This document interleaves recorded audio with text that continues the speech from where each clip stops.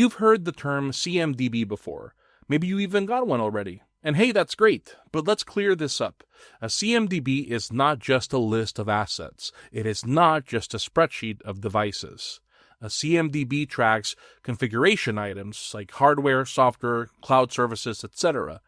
Relationships between those items, which server runs what app, which laptop belongs to which employees, etc. And changes over time, upgrades, incidents, status updates, etc.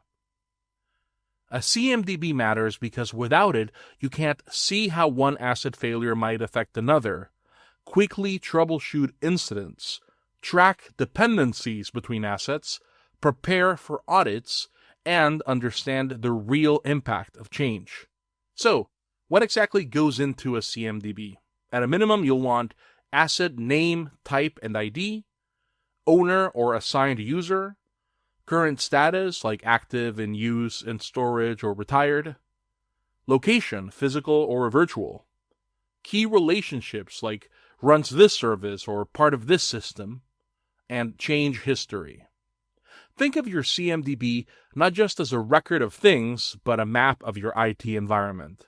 A configuration management database is really just a system that helps you track your assets, understand how they're connected, and support better decisions across IT. So here's how to build or fix one that actually works. Number 1, start simple. Don't try to model your entire infrastructure on day one. That's the fastest way to create something that no one wants to use. Instead, pick 1 or 2 high-value areas, a critical business application, a core service like email or VPN, or your remote user hardware inventory. Map only what matters. What assets make this service possible? Who owns them? What depends on what? Then build from there. You don't need to track everything, just the things you'll take action on. If a piece of data won't help you make a better decision, don't clutter your CMDB with it. 2. Automate where you can. A CMDB that relies on manual updates will fall apart fast. People forget, data gets stale, and soon you're basing decisions on what used to be true. That's why automation matters. Use tools that automatically discover services on your network, sync data from procurement or HR systems, update status, warranty, or ownership info in real time, and integrate with your ITSM platform so incidents and changes are linked to accurate asset records.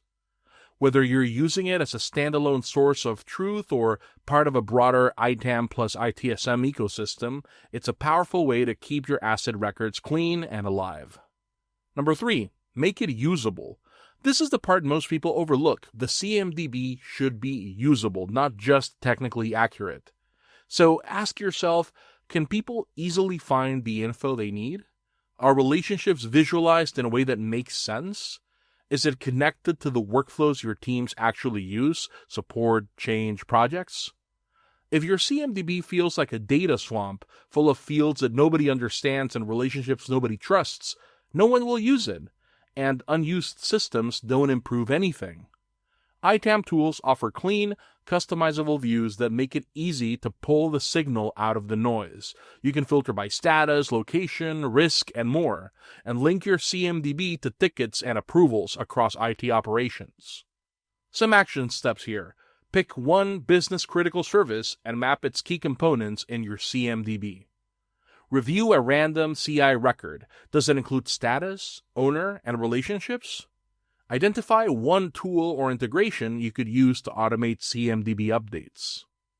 In the next module, we dive into maintenance and optimization, where assets spend most of their life and where good management saves you the most money.